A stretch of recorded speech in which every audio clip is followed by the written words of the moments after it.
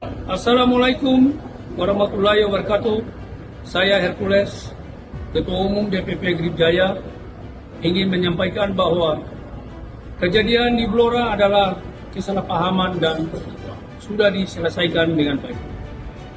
Untuk itu, saya perintahkan dan instruksikan kepada jajaran Grip se-Indonesia untuk tidak terprovokasi dan tidak ada pergerakan atau tindakan lain yang dapat memperkeruh suasana dan mengganggu keamanan.